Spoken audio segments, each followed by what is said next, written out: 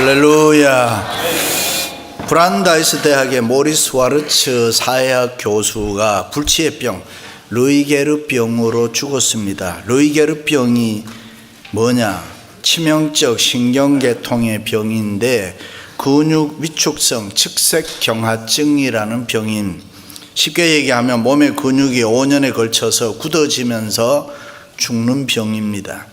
1939년 유여 양키스 야구 선수 루이 게릿이 이 병으로 처음 죽었는데 그때부터 이 병이 세상에 알려지기 시작했습니다. 그런데 모리스 와르츠 교수가 이 병에 걸려서 죽기까지 매주 화요일마다 강의를 했는데 그의 제자 미치 앨범이라는 사람이 그 교수와 나눈 대화를 책으로 냈는데 그 책 이름이 모리와 함께한 화요일입니다. 모리 교수는 죽음을 앞에 두고 내 시한부 인생을 내가 어떻게 살아야 되느냐 깊이 생각을 하다가 살아있는 장례식을 합니다. 그 이유는 자기 친구가 어느 날 갑자기 심장마비로 죽습니다. 갑자기 세상을 떠나니 얼마나 안타까운 일입니까? 이런 부질없는 일이 어디에 있습니까? 지금 미국에서 제일 많이 죽는 병이 심장병입니다. 그래서 모리 교수는 장례식에 와서 보통 사람들이 이런 말 저런 말을 하는데 정작 죽은 사람은 듣지도 못하고 알지도 못하니 자기는 살아있을 때에 장례식을 해서 거기 온 사람들의 얘기를 다 듣습니다. 그리고 자기의 남은 생애를 특별히 가치 있게 살아갑니다. 모리 교수는 그렇구나. 내가 지금까지 어떻게 세상을 살아왔던가. 앞으로 살 생애는 지금까지 살아온 생애보다 결코 더 많지 않은데 어떻게 살아야 내가 잘 사는 것인가 깊이 고민을 하다가 그것은 더 좋은 사람으로 은혜 안에 사는 삶이다 라고 깨닫게 됩니다. 할렐루야. 소설가 정경일 씨는 나이가 40 넘으면서 친구가 죽었다는 비보를 듣고 이것이 40대에 찾아오는 뜻밖의 손님이구나. 그리고 자신을 돌이켜 보았다고 합니다. 그렇습니다. 인생은 누구나 시한부 인생을 살아가고 있습니다. 그러므로 그 누구도 내일을 장담할 수가 없습니다. 오늘만 있습니다. 내일을 위해서 산다는 것처럼 어리석은 일은 없습니다. 그렇다고 내일을 포기하자는 말은 결코 아닙니다. 꿈과 비전을 가지고 오늘을 점검하면서 제대로 살자는 것입니다. 오늘 내가 어떻게 살고 있는가 다시 한번 확인해 보라는 것입니다. 오늘 내가 그리스도인답게 살고 있는가, 다른 사람에게 내가 예수 그리스도를 보여주면서 빛으로 소금으로 살고 있는가, 다른 사람이 나를 볼 때에 소망 있는 사람으로 보는가, 다른 사람이 나를 볼 때에 은혜가 되고 있는가, 다시 말해서 내가 과연 은혜 안에서 살아가고 있는가 살펴보라는 것입니다. 그리스도인의 최고의 목표는 하나님 기쁘시게 하는 일인 줄로 믿습니다. 우리가 믿음으로 은혜 안에 살아야 될 줄로 믿습니다. 우리가 하나님의 자녀답게 성령 충만한 삶을 살기 위해서는 하나님의 도우심이 우리에게 필요한데 그것이 은혜 안에 살아가는 것입니다. 이렇게 살든 저렇게 살든 자유입니다마는 하나님의 은혜를 놓치면은 후회를 해도 소용이 없습니다. 인생은 지나가면 그만입니다.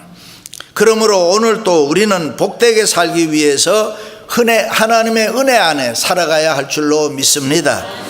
할렐루야.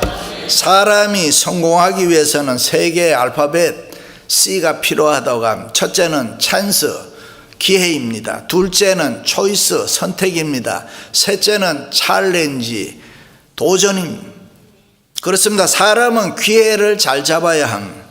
이 세상에 사는 사람은 누구나 일생을 통하여 여러 번의 기회가 주어지는데 그것을 잡아야지, 그렇지 않으면 그 기회가 쉽게 지나갑니다.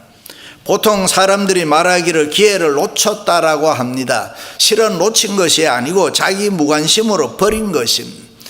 여러 번 좋은 기회들이 여러분들에게 찾아왔고 우리에게 찾아왔지만은 이미 내게 주어졌지만은 그걸 내가 잡지 않는 것입니다. 그 소중한 기회를 잡지 않았기 때문에 나는 돌이킬 수 없게 된 것임. 후회를 해도 아무 소용이 없음. 그렇습니다. 이 기회를 놓치지 않도록 항상 정신을 바짝 차리고 살아야 합니다. 공부할 때가 따로 있잖아요. 한번 지나가고 나면 다시 찾아오지 않습니다. 돈 벌 때 돈 벌어야 되고, 바르게 살아야 할 때 바르게 살아야 합니다. 믿음으로 살아야 할 때 믿음으로 살아야 합니다. 사랑할 수 있을 때 사랑해야 됩니다. 교회에서도 봉사할 수 있을 때 열심히 봉사하세요. 아멘. 이 모든 이런 기회가 있습니다. 특별히 회개할 수 있을 때 또 회개할 수 있기를 바랍니다. 우리가 회개할 때 자유가 주어지고 회개해야 하나님의 도우심을 받습니다. 신앙생활 열심히 해야 할 때 하지 않고 나중에 해야지. 회개해야 될 때 회개하지 아니하고 나중에 해야지. 그때는 too late, 늦었음. 쌓아 올린 성공, 명예, 부귀, 영화 하루아침에 그냥 다 와르르 무너져 버립니다. 그래서 회개는 금방금방 해야 됩니다. 교회생활, 신앙생활도 원점에서 조금만 떨어지면 빨리 돌이켜야 합니다. 찬송가에도 돌아와 할 때에 빨리 돌아와야 합니다. 멀리 떨어지면 돌아오기가 어렵습니다. 잘못하면 영원히 우리가 돌아올 수가 없게 될 때도 있습니다. 그렇습니다. 세상에 죄 없는 사람 어디에 있습니까? 그러나 누구든지 회개하면 하나님이 사랑해 주시고 용서해 주실 줄로 믿습니다. 탕자가 집을 나가 허랑방탕하게 살며 많은 죄를 지었습니다. 그러나 그가 다시 회개하고 아버지 품으로 돌아왔을 때에 아버지는 두 팔 벌려서 그를 안으면서 기쁨으로 영접해 주었습니다. 막달라 마리아 얼마나 죄 많은 사람입니까? 자기의 몸을 팔아 살아가던 콜걸입니다. 그러나 그녀가 회개하고 예수님께 돌아왔을 때에 예수님이 그를 용서해 주고 사랑해 주셨습니다. 할렐루야. 다윗 왕이 무서운 죄를 지었습니다. 충신 우리아의 아내를 빼앗았습니다. 그리고 자기의 죄를 덮으려고 우리아에게 특별 휴가를 줍니다. 그런데 우리아는 지금 전쟁터에서 전우들이 함께 죽어가는데 자기는 한가하게 여자를 안을 수 없다라고 거절하고 집에를 가지 않습니다. 알리바이가 성립되지를 않습니다. 큰일 났습니다. 그래서 충신 우리아를 전쟁터 최전선에 보내서 참모장 요압 장군으로 하여금 뒤에서 활을 쏴서 죽입니다. 그리고 다 끝난 줄 알았는데 나단 선지자의 책망을 듣습니다. 자녀가 죗값으로 죽습니다. 드디어 이때 다윗 왕이 회개를 합니다. 눈물로 처절하게 회개합니다. 시편에 그는 이렇게 이야기합니다. 하나님이여, 주의 많은 국률을 쫓아 내 죄악을 사하여 주옵소서. 나를 주 앞에서 쫓아내지 마시며 주의 성령을 내게서 거두지 마옵소서. 얼마나 많이 울었던지 침상을 눈물에 띄우고 요를 적셨다고 했습니다.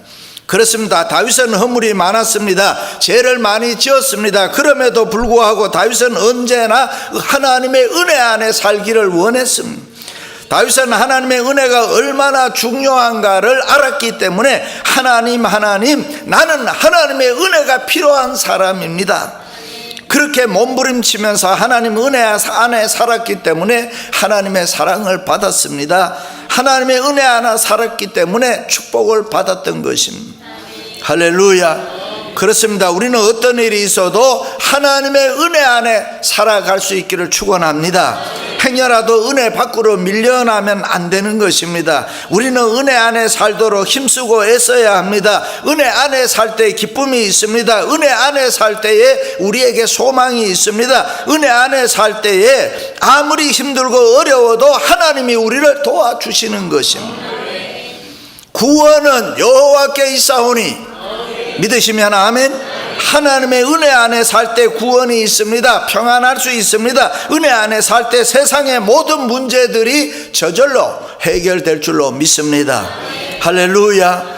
그렇습니다. 하나님의 은혜 안에 사는 사람은 모든 것을 예와 아멘으로 다 받아들입니다. 그래서 모든 것이 아름답고 좋은 것입니다. 세상에 문제될 게 아무것도 없습니다. 그렇습니다. 은혜 안에 사는 사람에게는 조건이 없습니다. 자격이 있다 없다 할 것이 없습니다. 하나님의 은혜 안에 사니 세상을 초월할 수가 있는 것입니다. 은혜 안에 살아가니 가슴이 설레고 은혜 안에 살아가니 기쁨이 있고 감사가 우리에게 있는 것입니다. 할렐루야. 교회 생활하다 보면 가끔 언짢은 일이 있을 수 있습니다. 정말 보기 싫고 기분 나쁜 사람도 있습니다. 그럴 때 어떻게 해야 됩니까? 은혜 안에서 이해해 줘야 됩니다. 그렇지, 나도 주님 보실 때 부끄러운 것이 많은 사람인데 내가 은혜 안에 살고 있으니 내가 이해해 줘야지. 아멘. 몇 년 전에 예수 믿고 화제가 된 이어령 씨의 글을 보면은 미운 사람, 보기 싫은 사람은 앞을 보지 말고 뒷모습을 보아라. 그렇게 했습니다. 뒷모습을 보면은 측은함이 있다. 저도 앞모습도 좋지만 뒷모습이 더 좋다 그래요. 더 청년 같고 날씬하고 더 아름답다고 하더라고요. 그렇습니다. 은혜 안에 사는 사람은 이러쿵저러쿵 말하면서 불평하지 않습니다. 누구 때문이다, 환경 때문이다 변명하지 말아야 합니다. 사람이 타락하는 것 순간적이지 않습니까? 사람이 건강 잃어버리는 것, 사람이 실패하는 것 아주 쉽고 순간적이지 않습니까? 그런데 대개는 쌓인 경고, 워닝이 먼저 온다는 것입니다. 그 경고가 올 때에 깨달아야 되고 그 경고를 놓치면 안 되는 것입니다.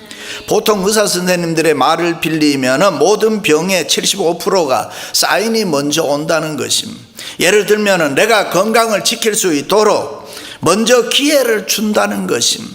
술, 담배 하지 마라, 식생활 좀 고쳐라, 운동 좀 해라, 뭐 이렇게 워닝, 경고가 먼저 온다는 것입니다. 그렇습니다. 우리가 은혜 안에 살면은 예배를 통해서, 말씀을 통해서, 성령을 통해서 항상 경고가 먼저 오는 것입니다. 그럴 때 우리는 주님의 음성에, 하나님의 말씀에 그때 정직하게 반응해야 되는 것입니다. 그때마다 뉘우치고 회개하고 주여 주여 하나님 붙잡아야 합니다. 그래야 하나님께서 깨닫게 해주시고 느끼게 해주시고 돌이키게 해주시는 줄로 믿습니다. 그래야 우리가 하나님의 말씀 따라서 이 세상을 정로로 살아갈 수가 있습니다. 그러므로 성도는 하나님의 은혜 안에서 벗어나면 안 되는 것입니다. 그 은혜를 무시하면 다시 돌이킬 수 없기 때문입니다. 우리가 은혜 안에 살면 모든 것이 가능하고 기쁘고 행복합니다. 우리가 은혜 안에 살면은 사람에 대해서, 세상에 대해서 불만 없습니다. 원망 불평도 없습니다. 억울한 마음, 속상한 마음도 없습니다. 누구를 정죄할 교만한 마음도 없습니다. 우리가 은혜 안에 살면 깨달아야 할 때 깨닫게 되고 느껴야 할 때 느낄 수가 있고 돌이켜야 할 때 돌이키게 되는 것입니다. 형제들아, 너희는 악한 마음을 품고 살아계시는 하나님께서 떨어질까 조심할 것이요, 누구든지 제 유혹으로 완고하게 되지 않도록 하라. 다시 말해, 제 유혹으로 악하고 강팍하고 완고하게 굳어지지 않도록 우리 자신을 관리하라는 것입니다. 그런 삶을, 그렇지 않으면은 은혜 밖의 삶이 된다는 것입니다. 그렇습니다. 때로는 어렵고 힘들 때보다 형통할 때가, 신앙생활 잘하기 어려울 때가 많지요. 모든 게 평안하고 잘 살 때가 더 힘들죠. 그 음식을 해보면은 몇 끼만 굶으면은 코가 센시티브해지고 아주 예민해집니다. 그래서 모든 음식이 다 맛있어 보입니다. 그러나 배가 부르면 코가 자연히 무뎌집니다. 맛있는 음식이 많아도 배부르면 별 생각 없습니다. 신앙생활도 그렇습니다. 배고프고 힘들고 어려우면은 하나님 이름 부르고 하나님을 찾습니다. 처음 이민 왔을 때 하나님 도와주세요 눈물로 많이 기도했잖아요.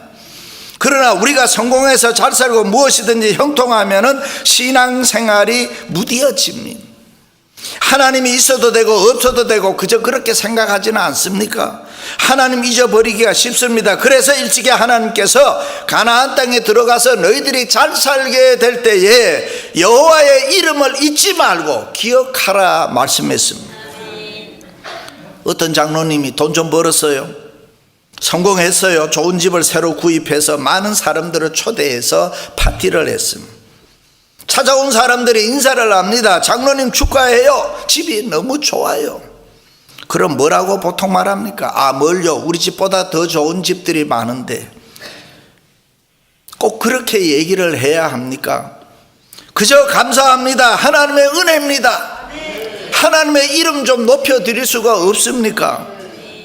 집사님 옷이 너무 예뻐요, 참 아름답습니다. 그러면 뭐라고 합니까? 소아미세서 20불짜리입니다. 누가 옷값 물었습니까? 그냥 감사합니다 그러면 되는데, 성경은 그런 모습을 교만이라고 합니다. 내 마음이 교만하여 내 하나님 여호와를 잊어버릴까 염려하노라. 내가 마음에 이르기를 내 능력과 내 손의 힘으로 내가 이 재물을 얻었다 말할 것이라. 내 하나님 여호와를 기억하라. 그가 내게 재물 얻을 능력을 주셨음이라. 믿으시면 아멘. 그렇습니다. 하나님이 우리에게 재물의 복을 주셨기 때문에 부자 됐습니다. 하나님이 우리를 축복하셨기에 우리가 잘되고 형통한 것입니다. 하나님이 우리의 건강을 지켜주셔서 우리가 지금 건강한 것입니다. 누가 우리를 보고 보기 좋아요, 얼마나 좋습니까? 모든 것이 하나님의 은혜입니다. 우리가 잘될 때, 형통할 때, 성공할 때 하나님 잊어버리지 말고 하나님의 이름 높여드리시기를 축원합니다. 사람이 나이를 먹고 늙어지면은 굳어지는 것이 특징입니다. 그래서 넘어지면 잘 깨지고 부러집니다. 굳어지는 것이 좋지 않습니다. 그래서 운동합니다.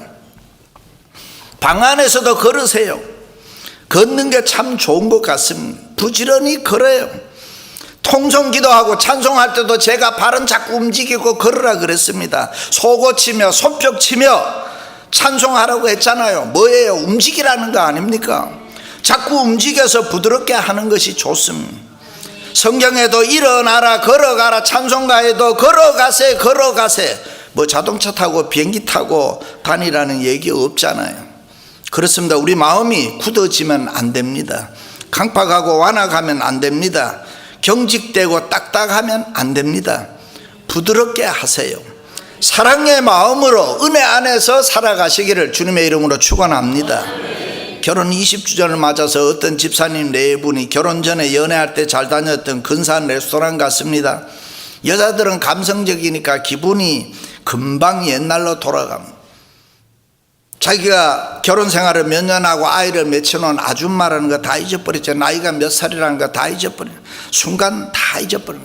그런데 그때의 클래식 좋은 음악이 흘러나오면 그냥 마음이 들떠버려 소녀가 되는 거예요. 여보 여보 이 곡이 무슨 곡이야? 앞에서 정신없이 칼질하던 남자가 이 곡이가 무슨 곡이야? 소등심이지. 남자는 20년 만에 굳어져 버린 거예요. 그렇습니다. 강팍하고 완악하고 굳어지면 은혜 안에 살지 못합니다. 자기 마음대로 육체의 삶 사단의 종이 됩니다. 그래서 사람이 독하고 완악해지는, 의심과 불신이 생깁니다. 교만과 허영이 생깁니다. 고집과 아집이 생겨나서 누구의 말도 듣지를 않습니다. 원망하고 불평하고 그러다가 자기도 모르게 은혜의 삶을 저절로 벗어나게 되는 것입니다. 부부가 싸울 때에 여자들의 최고의 무기가 뭡니까? 부드러움입니다. 부드러움의 절정이 뭡니까? 눈물입니다. 막 싸우다가 여자들이 울어봐요. 엉엉 울어봐요. 남자들은 그 순간 무장해제가 돼버리는 것입니다. 그런데 끝까지 앙앙거리고 대들면 끝내는 한 차를 얻어맞아요. 최소한 2주는 교회를 못 나와요. 부모도 강팍하고 완악하면 안 되지요. 자녀를 부드럽게 대해야 됩니다. 교회와 성도도 굳어지면 안 되지요. 사단의 노예가 되고 부드러움이 없어집니다. 헤롯 왕이 악하고 강팍하고 완악해지니까 자녀를 죽이고 불지르고 사납고 독해져서 난리를 피웠습니다. 사람이 죄를 지으면 악해집니다. 말을 해도 날카롭고 독한 말을 많이 합니다.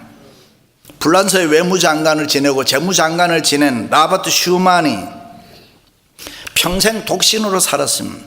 그 이유가 어느 날 지하철을 탔는데 너무 복잡해서 어느 여자의 발을 밟았습니다. 미안해서 사과하려고 하는데 이 여인이 그냥 개짖듯이 이 병신아 눈깔 똑바로 뜨고 다녀. 그리고 고개를 들었는데 선생님 저는 제 남편인 줄 알았습니다. 그 소리를 듣고 여자가 이렇구나. 그래서 일생 동안 결혼 안 하고 혼자 살았다고 합니다. 그렇습니다. 우리가 하나님의 은혜 안에 살지 않으면은 자기 본인도 힘들겠지만은 옆에 있는 사람도 어렵게 만듭니다. 우리가 하나님의 은혜 안에 살지 않으면은 성령이 탄식합니다. 성령과 우리와의 관계는 인격적입니다. 성령은 우리를 위로하시고 격려하시고 용기를 주시고 때를 따라 우리를 도와주십니다. 우리가 겪는 아픔과 고난에 동참해서 사랑으로 나를 붙드시고 은혜로 역사해 주시는 것입니다. 그러나 은혜 안에 살지 않으면 성령이 떠나버립니다. 성령이 떠나면은 나는 진공 상태가 되는 것입니다. 하나님이 버리십니다. 성경에 나타난 하나님이 버리신다는 뜻은 God gave them up이라는 말입니다. 버려도 보통 버리는 게 아니고 잊어도 보통 잊어버리는 게 아니고 영원히 깨끗이 완전히 버리신다는 것입니다. 큰일 아닙니까? 그때 사단이 내 마음에 들어와서 나를 지배하고 나를 종로처럼 다스리는 것입니다. 그리고 나를 악의 도구로 사용한, 생각만 해도 끔찍하지 않습니까? 사울 왕이 겸손할 때 하나님께 부름받아 왕이 됐지만 교만할 때 하나님이 버렸습니다. 사울이 버림받고 은혜 밖에 살 때 다윗을 시기하고 질투했습니다. 악령에 사로잡혀 이성을 잃어버렸습니다. 광야를 헤매고 다윗을 죽이려고 창을 몇 번 던졌습니다. 버림받은 은혜 밖에 사는 인간의 모습이요. 왜 그렇습니까? 하나님의 은혜 안에 살지 않고 자기 마음대로 살았기 때문에. 칼빈은 불신앙적 교만이라고 이야기를 했습니다. 가룟 유다도 그랬습니다. 예수님께서 수차례 경고를 했습니다. 너희 중에 한 사람이 나를 팔리라. 나와 함께 그릇에 손을 넣는 그가 나를 팔리라. 어떤 때는 직설적으로 내가 말하였도다. 그럴 때 가룟 유다가 선생님 내가 잘못했습니다. 날 용서해 주세요. 만약 그랬으면은 은혜 안에 들어올 수가 있었습니다. 그런데 드디어 예수님께서 내가 무엇을 하려고 왔는지 행하라. 그것이 은혜 밖에 버려지는 순간입니다. 그러므로 우리는 삼가 조심하여 은혜 안에 살아야 할 줄로 믿습니다. 할렐루야. 그리스 올림픽 때에 마라톤 경기 보셨습니까? 브라질 선수 리마가 일찍이 선두로 달렸습니다. 결승점을 얼마 안 두고 있을 수 없는 일이 생겼습니다. 경찰이 경호하는데 아일랜드 사람 호론이라는 사람이 갑자기 뛰어들어와서 마라톤 1등 달리고 있는 사람을 껴안고 그냥 군중 속으로 들어가 버렸습니다. 그리고 다시 일어나서 나와서 뛰어서 동메달 3등 했습니다. 얼마나 억울합니까? 그런데 리마 선수는 이 모든 과정은 하나님이 나를 향한 뜻이 있다. 호론을 만나면 축복해 주고 싶다. 나는 동메달도 괜찮다. 메달의 색깔이 뭐가 그리 중요하냐. 메달이면 되지. 나는 불만 없습니다. 라고 인터뷰를 했습니다. 저는 그것을 보면서 하나님의 은혜 안에 사는 사람은 다르구나. 지난주에 있었던 59회 슈퍼볼 경기 보셨죠? 필라델피아 이글스와 캔자스시티의 치프스가 맞붙었는데 필라델피아 이글스가 이겼습니다. 그런데 필라 이글스 헤드 코치 닉이라는 사람이 God bless us very much라고 말합니다.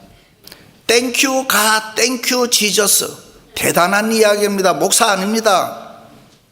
운동선수 감독입니다. 그리고 허츠라는 커러백이 God is good. He is greater than all the highs and the lows라는 말이에요. 나 오늘 영어를 많이 하네. 이거 뭐. 근데 여러분 대단한 이야기합니다. 운동선수입니다. 은혜 안에 사는 사람들은 항상 하나님 하는 거예요. 할렐루야. 그렇습니다. 하나님의 말씀이 지금 내게 들려오면은 은혜 안에 사는 것입니다. 내가 하나님 더 잘 섬겨야 되는데 하나님께 더 열심히 봉사하고 충성해야 하는데 생명 걸고 주님 사랑하고 교회 헌신해야 되는데 그 마음이 있으면은 은혜 안에 살고 있는 것입니다. 할렐루야. 그렇습니다. 하나님의 은혜 안에 사는 사람에게는 마음이 옥토가 되고 저절로 100배, 60배, 30배 풍성한 열매를 맺을 줄로 믿습니다. 사랑하는 성도 여러분, 은혜 안에 살아가시기를 주님의 이름으로 축원합니다.